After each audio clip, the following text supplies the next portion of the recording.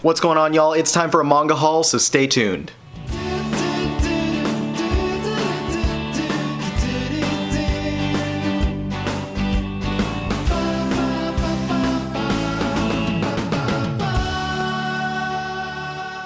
So it's been a little bit since I've done my haul videos, and I'll have a comic haul following this one that'll go over like the past 3 or 4 months worth of comics that I've gotten in.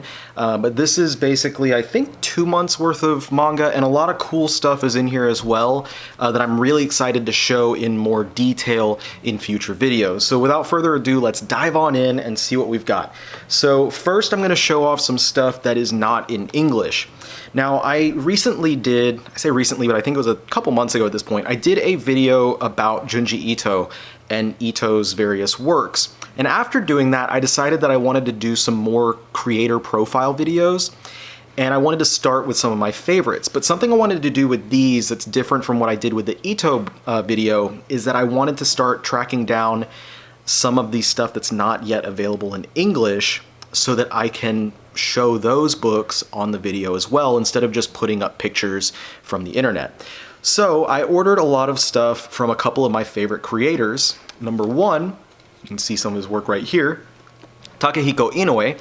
I ordered a Spanish copy of Chameleon Jail, which is his earliest serialized work. Now, he did not write Chameleon Jail, but he did do the artwork for this book, and the cover here is a new illustration, so the artwork on the inside is a lot more dated looking. Now, this is in Spanish, like I mentioned, so I can read this a little bit more readily than I could something in Japanese, as I know a decent amount of Spanish, and my wife's family and my mother's family are both Spanish, so that tends to help, so I can have people help me to read through this.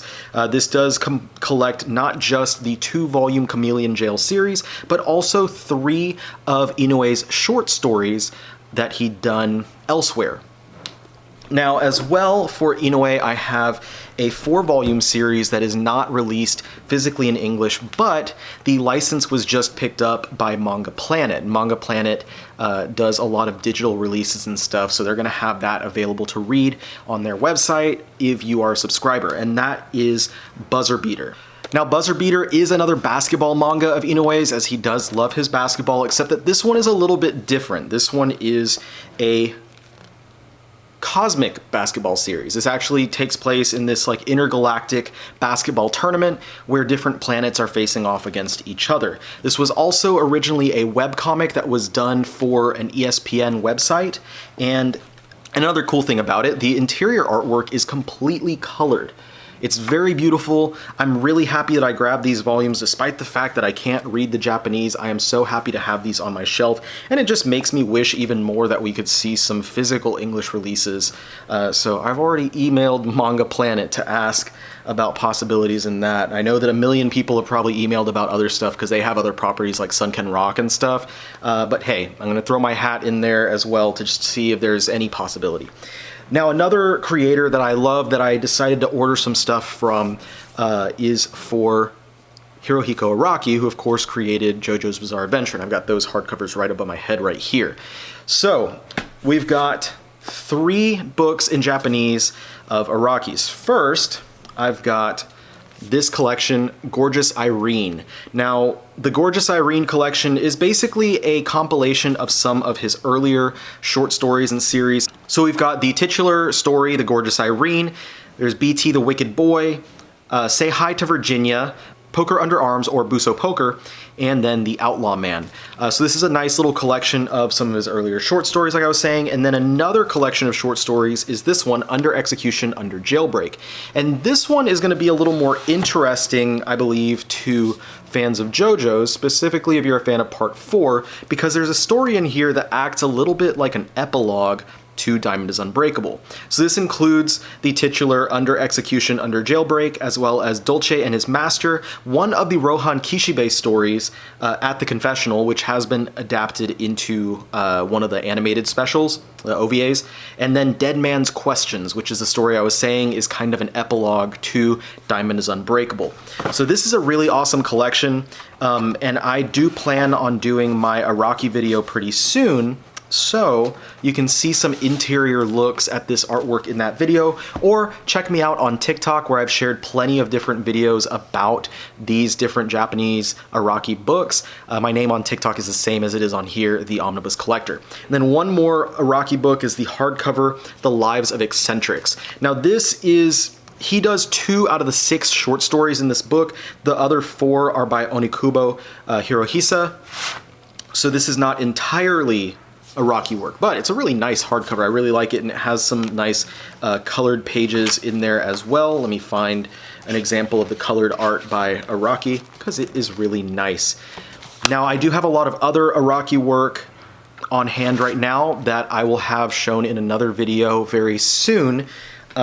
Should be loaded in the next couple days or so. That stuff was all sent in from Japan, from a sponsor, and I'm really excited about those. But all of that Araki stuff, hopefully in the next few weeks, I'll get that Araki spotlight video out, so I can do that, and then also eventually we'll get the spotlight video for Inoue, and then the other creator that I think I'm about ready to do a spotlight video for, I just have to read a couple things, is for Tsutomu Nihei. So look forward to those in the near future. Now, let's get into the actual new comics. So first up on the stack, this is one that I was highly anticipating, and I'm so happy that we got it, and that is Die Dark by Q Hayashida. This was on my list of my most anticipated for the first half or so of 2021, and it did not disappoint. I will say the only thing that's a downer on this one is the trim size, because it is smaller than a normal volume of like a Viz manga. It's a little bit shorter,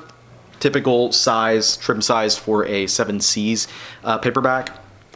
But it is beautifully presented. They do have a lot of colored artwork in this book. It is a really fun book. If you like Q Hayashida's Dorohedoro, then definitely pick up Die Dark from 7Cs, because it is fantastic. Now, the next chunk of stuff is mostly going to be Viz Shonen Jump releases. So we've got Black Clover, what is this, volume 25? 25 volumes of Black Clover. We've got Boruto volume 11. We've got Chainsaw Man Volume 5. We've got Demon Slayer Volume 22. This is the penultimate, the second to last volume of Demon Slayer. Dragon Ball Super Volume 13. I've been really enjoying the Moro arc. I know that this wrapped up not that long ago in Japan, so I'll be happy to read the conclusion of that. Another penultimate volume, here's Haikyuu Volume 44, so that one ends with 45 volumes. Then we get Jujutsu Kaisen. I've got a double hit of JJK this time with Volumes 9 and 10, because Volume 9 was delayed in getting to me. And then we've got My Hero Academia Volume 28, and One Punch Man Volume 22. I think there was a pretty long wait between that one and 21. And we've got another penultimate volume. This is Promised Neverland Volume 19. I don't watch a lot of anime, especially ones that are based off of manga, but I understand that Promised Neverland's second season was a real disappointment. But if you did not like that, don't let that turn you off of the series, because they took a complete left turn from the manga. So if you liked the first season, I would recommend picking up the manga and reading that to get the actual story out of it. Spy Family Volume 5, another favorite. And then this one is one that I've been really loving. I think this was my number 2 when I did my first video ranking all the newer Shonen Jump titles, and that is Undead, Unluck Volume 1. I really enjoy this series. If you have not been reading it on the Viz or Shonen Jump apps when they come out, I highly recommend it. It is a great action shonen series. I think it has a lot of potential to be one of the next big things once we do see it get animated and stuff like that, but I really love it. It has a lot of great twists, a lot of cool characters, a lot of interesting powers and stuff. It's just a really well put together series, in my opinion. Now we've got some other Viz stuff, some larger books from the Viz signature line, Asadora Volume 2, the newest of Urasawa's titles. This is great, and the ending of this second volume, it kind of leads. It feels like the first 2 volumes were kind of prologue, and now we're leading into the main story, so I cannot wait to get the 3rd volume to see how this storyline continues. And we've got Ultraman Volume 15, always a fun, action-packed series. If you're into like Sentai and Kaiju and Tokusatsu, those types of things, then definitely check it out. Another one of my favorite series right now, Beastars, we got Volume 12, so we are over the halfway point for this series right now. I know that it ended in Japan with 22 volumes. Unfortunately, they're not speeding up the releases in the US, but I would love it if they would do like once every month instead of once every other month. Another one of my favorite ongoing titles is Golden Kamuy. This is volume 21. If you have not been reading this series, you got to check it out. At least check out the first volume or two to see it's for you. But I love this series. It has action, it has adventure, it has comedy, it has food. It literally has like every genre of manga just bundled into one series, and I absolutely love it. We've got volume 10 of Urusei Yatsura, so this collects the original volumes 19 and 20 out of 32, I think, total. So or 34, I don't remember. But this should be wrapped up with 17 of these 2-in-1 volumes. That would make 34, 36, 30, I don't remember. Someone will correct me in the comments. Math is math, whatever. But there should be 17 of these, so we are in the like last year worth of those collections to be coming out. I'm really excited. I think I say it every single time, but I'm just really happy that we're finally getting the entirety of Urusei or Urusei Yatsura released in English, because it's something that we haven't had. It's like the big glaring spot in Takahashi's works that's never been fully released. Anyway, we got a hardcover. This is the newest hardcover from Junji Ito, Lovesickness. I updated the pinned comment on my Junji Ito video to include all the information about what stories are in this hardcover. So if you are curious, you can go ahead and check that out. I also updated it to include what should be included in the Deserter hardcover. So go ahead and check that out. Go back to my Junji Ito video. If you hadn't watched it, watch it. If you have watched it, watch it again and check out the information that I gave so you know exactly what's in this volume outside of the 5 chapters of Lovesickness. And then, of course, we've got the last volume of Diamond is Unbreakable, Volume 9, collecting the last 2 volumes worth of material for Part 4 of JoJo's Bizarre Adventure. Obviously, I'm super excited to have this all in English, and the first volume of Part 5, Golden Wind or Ariovento, is due out in August. So we'll be getting those hardcovers probably across the next 2 years to get us all of Part 5. And of course, all JoJo fans are waiting, anticipating any more news about Stone Ocean, but in the meantime, we're getting these nice hardcovers, and that makes me happy. This is the Super Sentai Himitsu Sentai Go Ranger. This is Shotaro Ishinomori's classic Sentai series in one hardcover volume. This is the original Sentai team. Eventually, one of the later Sentai teams would be adapted into English as the Mighty Morphin Power Rangers that we all know and love.